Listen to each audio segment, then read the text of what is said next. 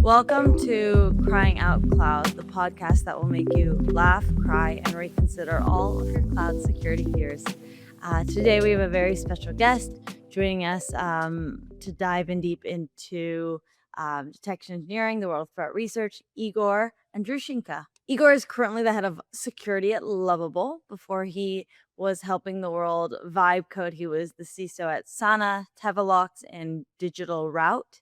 He holds Master of Science in Machine Learning, has spoken at security conferences like SecT, and has a history of trying to solve hard human problems, like making Jira easier to use using AI.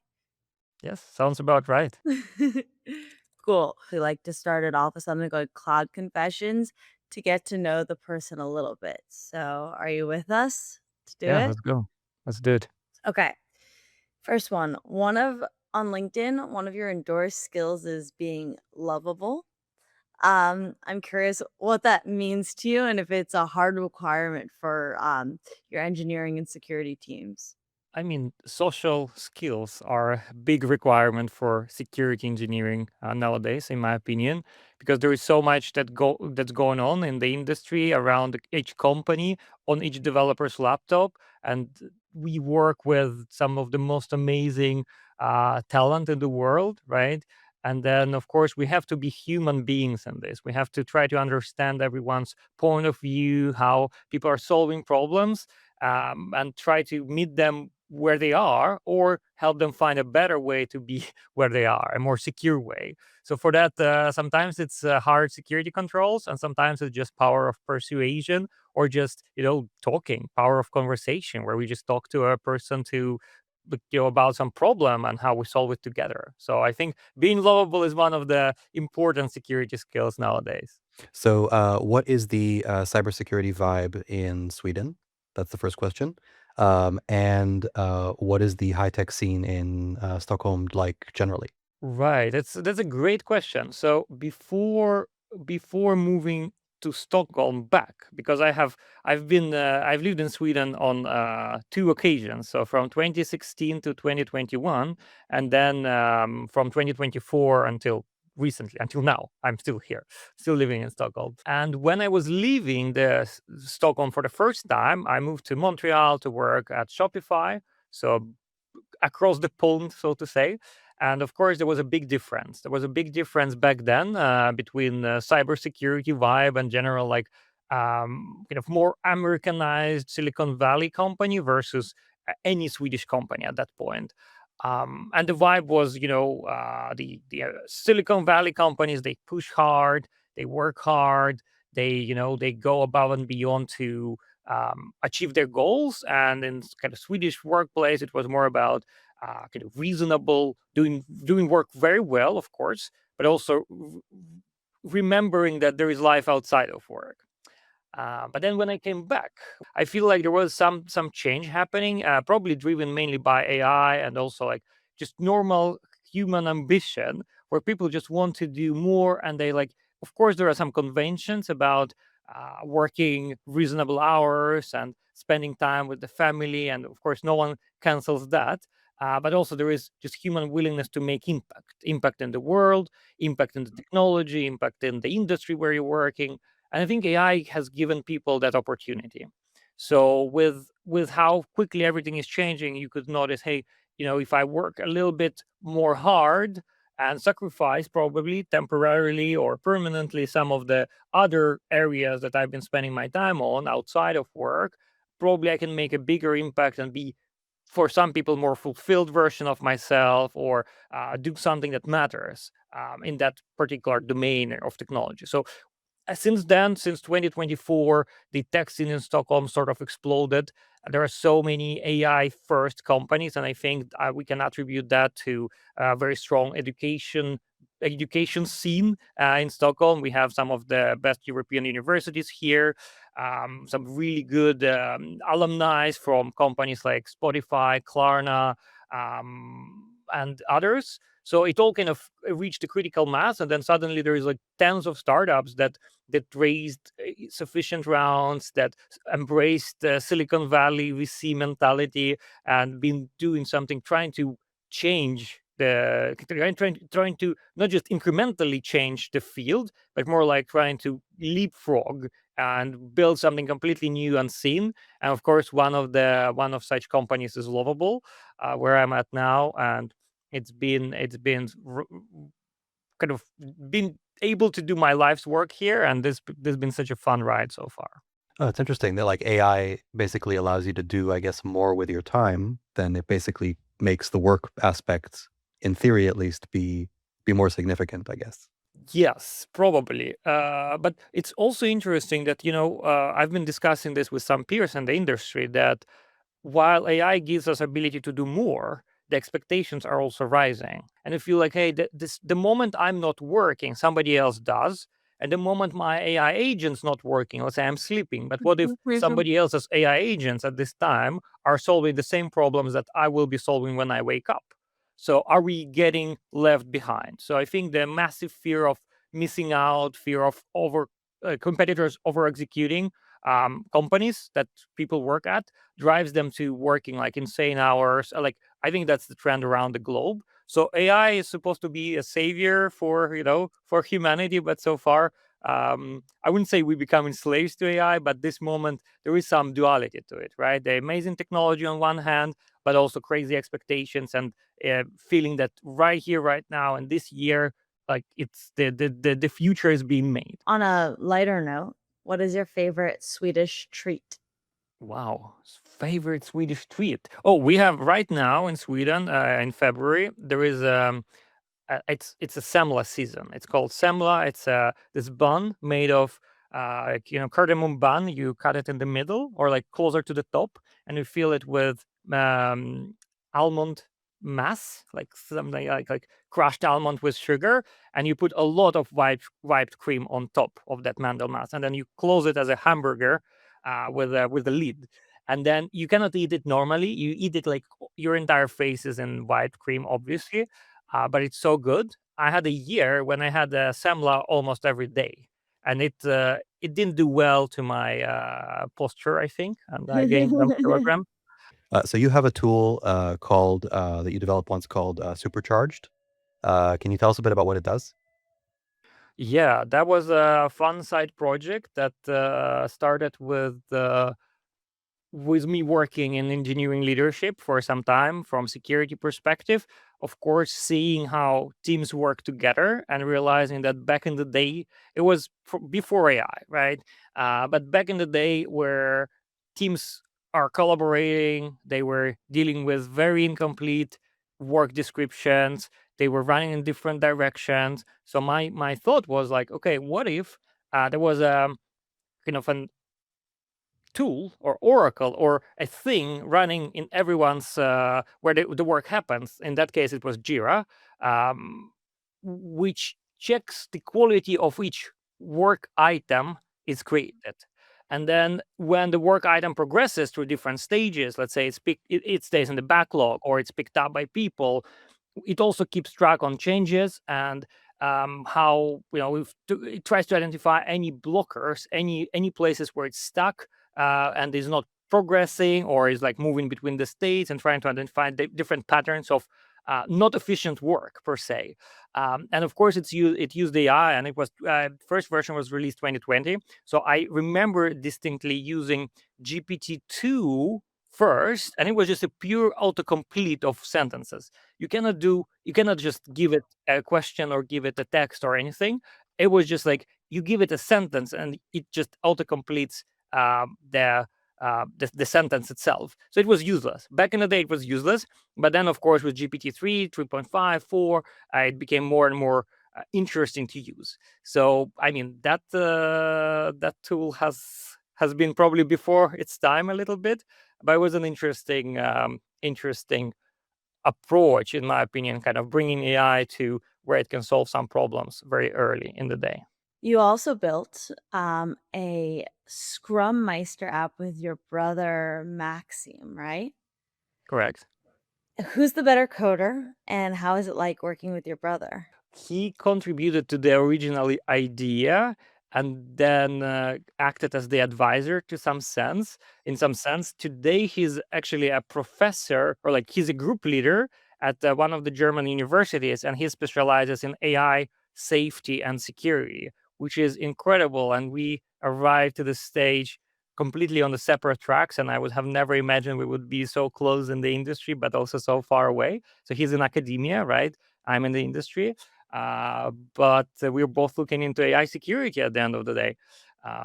So yeah, so working with him was interesting, but of course, I think okay, I think I'm a better coder because I just coded more, but I think he's much smarter than me and much better thinker, and he's contributed a lot to the field of AI safety, and he's just started. He's a younger brother also, we'll see where he will be in a few years, but he's been crushing it.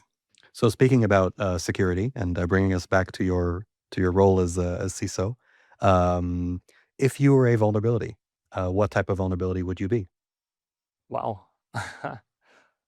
If I'm a vulnerability, I would be probably I would be a ransomware that just yeah, not ransomware, but like the part where it's just encrypts everything and causes chaos, uh, but also does it in a very kind of predictable way. Because sometimes I feel like security can be causing quite some chaos or resolving it. But I also think it's quite interesting how the whole ransomware field, how it evolved throughout the time, and how it still remained relevant, and how it created the whole market and business model for bad actors uh, exploiting security, and it became also a kind of a nightmare or like a boogeyman of CIOs and security departments. Like imagine, and everyone, I'm sure everyone nowadays in their business continuity disaster recovery plans has a case of ransomware. What happens if or our laptops, all our servers are encrypted and we cannot decrypt them? What then? And it's such a cool exercise, in my opinion. This is one of the best scenarios, right? You pretty much test your entire disaster recovery from scratch, and also you test some morality. You make some hard moral choices, because if you have CEO saying, "Hey, we're losing millions a day, can we just pay them?" Right? You have to stand your ground. You have to make sure you understand it before it happens, and probably do some education work with your CEO or like with your board before anything happens, just so that when it happens or if it happens, they're prepared and they know what's right and what's wrong in this situation. So by comparing yourself to ransomware, you're basically saying people need to be ready for me. People need to prepare themselves for me. Yeah, I think people need to be ready for AI, for AI revolution, and That's also true. everything that it brings. And in some sense, it wreaks a lot of havoc. It wreaks a lot of havoc. It makes a lot of things irrelevant, and also it makes you reconsider everything you know about your systems, your company, and how you work. We're gonna jump into the big questions. Maybe just to start off for everyone listening, can you explain what Lovable does?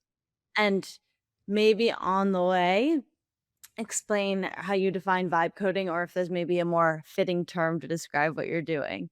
We walked a very long path since but in a very short time, relatively. So the project or the platform started November 18th, I think, last year, so year before. So it's like year and 2 or 3 months old, and it went from chat create websites with chat. I still find it in some old messages or some old email templates. Create websites with chat message, Mhm. and now we just create, right? We let people create and do work or fun or whatever they like in the digital space. Yes, you can chat with it, but you can also execute some background jobs, make it crunch some data for you. Then this whole website concept goes away. So it's just a tool for doing building real things in digital space. But we aim to empower, kind of arm the rebels, right? Empower everyone to create anything digitally. So probably that's the best tagline right now. You had to think about the coolest thing you've seen someone create with Lovable. What would it be? Uh, there was one of my favorite examples. There was a Reddit thread about it. One of Lovable users built a contraction tracker for his wife's um, not pregnancy, delivery, right? So they arrive to the hospital. Uh, it takes a long time. You need to measure contractions, so you need to see that the interval between them is shortening. And he tried to find an app for that on the App Store, and all the apps were crappy, right? Full of ads. You have to pay for them. And he was like, "But hey, I use Lovable. I could totally build a web app for that." And he did in less than an hour. And then he used it. And yeah, he has a healthy baby now, and everything is great. And it's just Well, such a powerful example of small things. You don't have yeah. like when it comes to empowering people who would otherwise not be building these apps, like HR teams or finance teams and people who aren't usually doing development, what is Lovable doing these days? Like, how do you see your role in making sure that they build safely and making sure that there's no unintentional harm? Yeah, this is a super important question and something we think about every day, and probably deliver new features and capabilities almost every day. We see platform as a kind of medium, or like a sort of a guardian of what people try to achieve with their building, right? So we provide guardrails, we provide instructions, we provide opinion automatically, the AI agent opinion on whatever is built in the context of the creators, um, provided by the creator, right? So we have automated scanners integrated into Lovable that scan apps as they're being built, and the scan contains like 4 parts. So it has a database, 2 database scanners, like one for row-level security policies, one for database misconfiguration. There is a code security scanner, so SaaS, think SaaS scanner, and there is a supply chain all scanner for all the dependencies. So all those things, they happen under the hood. They just let the user know about anything that's discovered, and the user can fix everything with just like one button. It's click try fix all, and it's for free, trying to mitigate all these problems automatically. So I think that's big part that we invested in, and we invested not only time on creating these tools, but also we invested into making it free, right? Making that fix all free for everyone, because we believe security has to be affordable, especially for people who don't have strong opinions about it or background knowledge. But of course, once people publish something on the internet, there is also a responsibility of a person to operate it securely, right? To make an effort to secure your application. So even with the best scanners in the world, there are areas that uh, are context dependent mainly, and where certain things, if I usually use this analogy of a door. If you go like to the market and you buy a door, and then you come back and you install it in the bank, like that might be a wrong type of the door if you don't know where you would install it, right? That's the context. So maybe you need a bank safe door with this much metal and some very advanced sensors. But AI and creators don't even sometimes know themselves what type of door they need, right? So it's more about like asking, being curious as well as a creator, and asking that question, hey, what do you think is the right thing here, or do you see any low hanging issues given my context? So providing a lot of context as a creator to AI about what you're building, how it will be used. So what's the real world context of it? Is it a bank, or is it a home, or is it like summer house? That's important context for installing the door. So same thing for security of the application. But of course, once it's online, especially if it starts making money online and there are real users, paying users, I think it's each creator's responsibility to invest into security tools, security tests, and in general, keep educating themselves on good security practices, so that they can support its growth and support their real users who trust them with different with developing security knowledge and security capabilities of whatever they're building. So you've mentioned in the past that AI shifts the craft from typing to shaping systems. So do you feel that that makes security engineers' job more difficult, like more chaotic, going back to the ransomware topic, or perhaps easier? I think it makes it different, first of all, because it gives security teams a lot of superpowers. So previously, one of the big bottlenecks of each security team was that uh, we are not software developers quite often. We have people on security teams who know very well like cloud security or product application security features, but it's hard for us to contribute to the product directly, write the same level of code as like full stack engineers are doing daily, pass those reviews. Everything has been moving so slowly. That's one aspect. Another is it was hard to gain understanding of a complex system, especially when there are like a lot of interconnected elements. And if those elements had any type of legacy to them, especially when it's like, one request passes 10 different services. Of course, it could do with one service, but there were 10 different teams building those services. So we ended up, let's say, with 10 services. So when things like that happen, I still remember I have nightmares from the past where you have to just like go in your like VS Code or whatever, and you just like trace the call and you understand, oh, that's what is happening. You're like, why? But it is happening. Interesting. Um, and now we can just ask AI, tell me do we check credit balance of users, and are there any race conditions that might occur? And then it does that analysis that we would do ourselves very quickly on its own. So it does equip us as a security team with quite a lot of superpowers.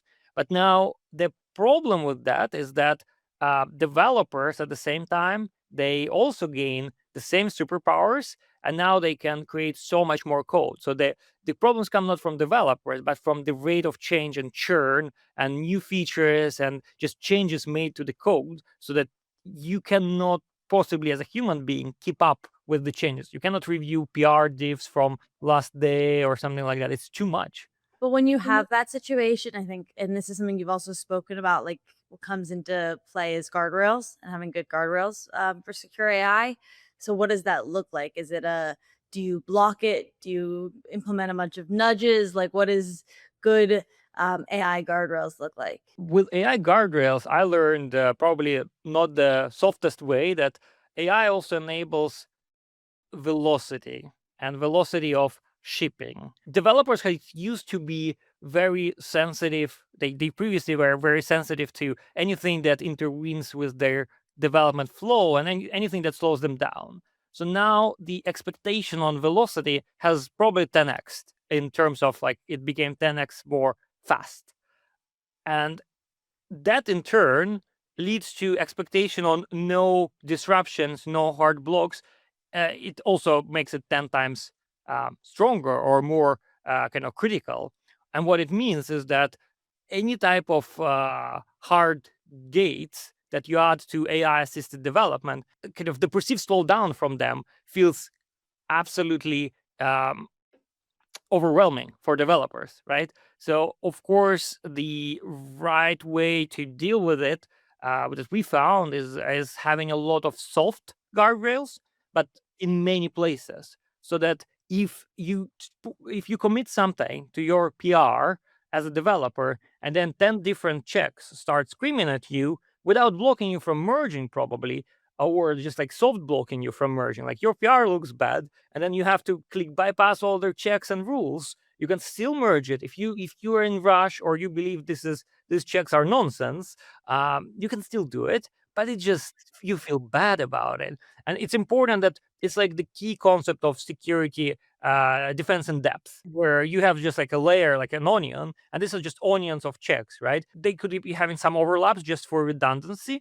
but I think that's a good approach where you make it more obvious for people if they do something outside of the blessed path, and especially if they start steering away into dark territories of writing insecure code or I would say tightening down security in the product. So instead of tightening it up. I'm reminded that there have been a few cases where I think around GitHub Action vulnerabilities, where during the postmortem, you could see that the code that introduced the vulnerability was vibe coded. However, Copilot basically said, "Hey, there's a vulnerability here," and the person who merged the PR just ignored that. Yeah. So I think it is interesting to talk about how you can sort of shape human behavior using all of these systems in order to encourage people to make better choices, but without entirely blocking their work. I have an interesting experience from recent time. So we have integrated a new static code analysis tool, and the tool is AI first. So it's been built within last year, and it's not like a big known player. But what they do is they build AI model of the application, the business logic. They try to understand how application really works, and they have a lot of specialized AI models for that.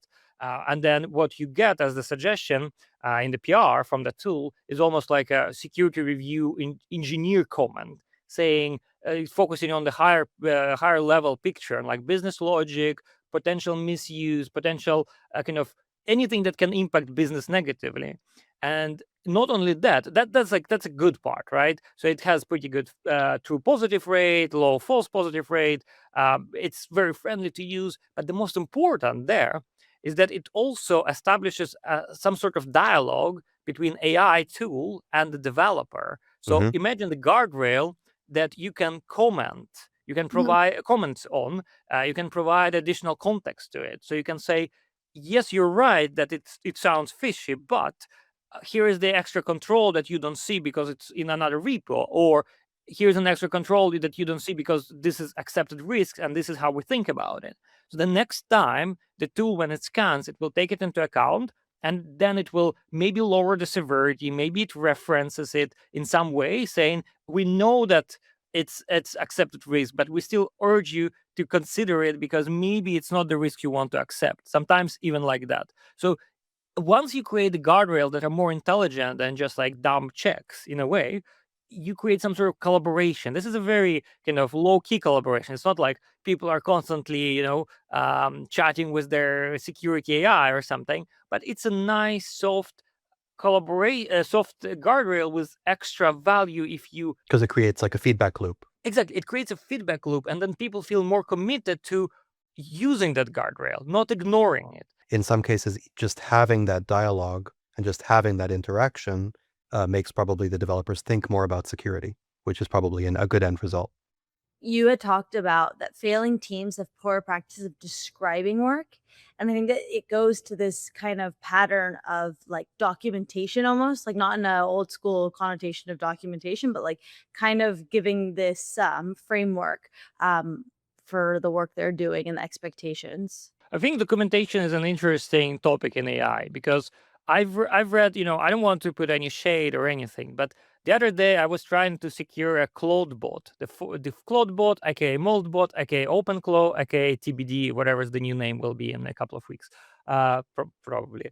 And the documentation there is AI written on how to secure it. It's clearly, and it was very hard to follow. So I was like, documentation is there, the principles are there, but it doesn't make any sense, or it's almost impossible for a practitioner, for a human practitioner, to refine what is important in particular deployment, or kind of extract value out of it. So I think what I also see a lot of AIs when they create code, they love writing comments. They just overwhelm everything with comments, and probably it's leaving trail for another AIs. Probably about leaving trail for developers. There is a balance there with human-made comments and documentation and AI. And as long as we don't focus on, like, we don't go in overdrive on either of them, there is a nice way in which AI can help understand the code to whoever is reading it, right? And then there are also like a lot of tools nowadays that generate AI documentation based on the code you create, but they also take an effort to refine it. So in a way, I feel like we have almost solved the documentation problem for both users and developers, and it feels nice in my opinion. But also, of course, there are some considerations to be mindful of, because too much text is also not always for better. I've also saw the news about how Stack Overflow was basically going under probably because of AI. It's crazy. Yeah. But then, and then everybody's sort of worried about that because like they say like, okay, what are they going to train the next models on? But then I think one of the more optimistic answers that I really liked that I saw people talking about was that um, Stack Overflow was basically compensating for the fact that people didn't really read the docs of whatever they were working on, or that the docs were too complicated, or too much legacy, or whatever. And AI sort of solves that just by making documentation more valuable or more actionable, I suppose. But I also think the way to consume documentation has changed. So Right. nowadays, what I would do, I would just go to my AI agent and I would ask it to read some documentation for me and Exactly. make some conclusions based on the problem I'm solving and in the code context I'm trying to modify or change. And that's such a nice thing. It seems. Okay, so we spoke a bit before about securing vibe coded apps, and the fact that there's a sort of shared responsibility model here between the platform that basically allows you to build the app and the consumer, the organization that's using the app, and we want to make sure that it's secure. And they have to sort of compensate now for the fact that you suddenly have non-developers who are engaging in development. What does the conversation look like, both globally and perhaps internally within Lovable, about who actually owns that risk? If there is a vulnerability that is discovered in an application that's developed in Lovable, where does the responsibility actually lie there? Let's say if anyone in the organization can build apps, how do you manage that, and how do you keep track of them, and then what happens after the app is built by someone who never built apps before? And I think this is important part where we come in and we offer visibility, control, manageability. We put it under the umbrella of safe vibe coding. And often, like if we talk about organizations have quite strict requirements to internally build apps. And if we talk internal apps, there are clear controls, or like there is a set of classic controls we can apply right away, and we offer them like part of the platform or work on offering some of them. But the idea is that, okay, you publish only internally, you do not expose anything from your org on the internet. That immediately takes care of quite a big attack surface, and then you can like segment the apps into, or like you can cluster the apps into folders, provide permissions on each folder, and then you can have, okay, HR apps, only selected set of people can modify them. So you go after this organizational role-based access control with least privilege, with minimized attack surface. And that works quite nicely for us internally, for instance.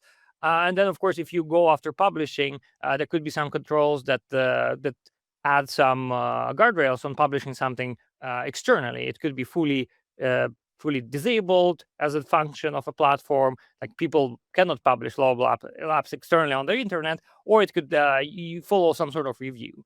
And it's all possible today. So it's about how organizations want to pursue it. Now, around the risk, I think I think it depends on their organizational appetite, right? So some organizations that they use tools like Lovable or vibe coding tools just for prototyping. So there's like, okay, no production data ever hits a tool. We just want to keep it very, very de-riskified, and we just have some prototypes. Great. I mean, fully supported, no worries, no problems with that use case. Then we go after internal tools use case, which is what happens internally within an organization. How do we make sure that a user from non-HR does not access some internal HR app that has everyone's salaries, for instance? And I would say the more we go towards like more risky areas, right? The more responsibility should be taken by the team that develops the apps, and the responsibility doesn't have to look like, hey, you have to have masters in software engineering. It's more that, have you followed their guardrails from platform that suggest that? Have you looked at the security scanner findings? Did you still choose to publish something with security scanner findings? Uh, then likely that the app will be vulnerable if so. And kind of our approach is that the platform should do everything in its power to tell users about potential issues that may face this app in the given context. And then, of course, organizations, I think CIOs and CISOs should still own the remaining risk of users either not following that or deliberately ignoring that.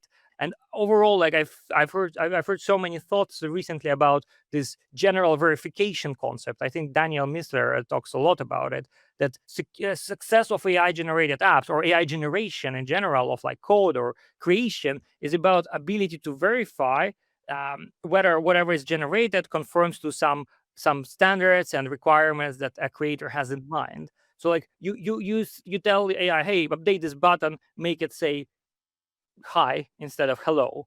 But then AI says, I did it. But then you go online and nothing has changed. And that's the verification failure. So as long as AI has capability to change and also go to the real world and check and verify and then act on that or tell, yes, it's true, task done, then we progress in the development of the application. It's really, really cool what you're doing. And it also kind of takes us into a new era where you don't really like what you're describing. You don't have to have an education. I mean, you have to be smart and clever and have good ideas. But like you, for example, have an MBA and a master's in machine learning and data mining. Like you're really well educated in the traditional sense of kind of how we look at education. And the more vibe coding becomes in the picture, do you still need a degree to do this work? Or like what is the right type of learning you need to be able to brace this new era? I think one of the missions of the mission of Lovable is democratizing creation, digital creation. So we want more people to be able to create and solve problems digitally, and for that, we don't see education, formal education on the particular topic, as a requirement anymore, because education has often been used as some sort of gatekeeper. For instance, in the security domain, there was always a discussion that it's hard to get security roles, it's hard to hire for them, but also it's hard to get hired into a security role because there are so many requirements. There is certification, there is education, there is like things on top of things. You have to have 10 years experience with AI, with Claude Code when it's like 1 year old, right? Like it doesn't make sense often. So I personally do not see anything wrong with democratizing the creation, but on the education part, I think the most important, and it has always been, but like previously it's been gate kept, I believe, is creativity, right? So like if you have creativity but you don't have education in, let's say, security, previously it was pretty hard to get hired. But what people did, the creative people, they became hackers, right? They figured out the novel ways to break systems because they had that creativity, they had curiosity, and then they got hired into security roles, right? Or some of them were arrested. So I mean, don't do bad things, kids. But I think now we're just democratizing it, right? You don't have to like the walls there are becoming much lower. Like you have a great idea, go build it, and likely it will be good enough for like the first iteration, and the first iteration is never good, like whoever builds it, even if professional developer or vibe coder. But if the idea is there, it will catch so much attention, it will catch so much momentum. It's similar to what happened to Molt Claude bot, OpenClaw. All the security issues aside, it's a novel way of interacting with AI, and that's why it got so exciting for everyone. So that's the creativity we're talking about. So I think most amazing companies and tools will be built by people in school, in high school, with no education or with MBAs. I think it will be all over the place, honestly. But I think the general level of creativity, digital creativity, will increase by a lot with this type of tooling. I think that's a good note for us to end on, because I think digital creativity is something to look forward to in this era of AI and all of the crazy things coming. And Digital empowerment. yes, I like it. Thank you so much for joining us, Igor. It is a pleasure, as always, to hear you and your ideas and hear more about what you're up to. So thank you. Yeah, thank you for having me, and great questions. Thanks for coming on. If you enjoyed the show, be sure to subscribe and share a link to the podcast, but not your cloud keys. And as always, if your cloud security strategy is making you cry, don't worry, just cry out cloud.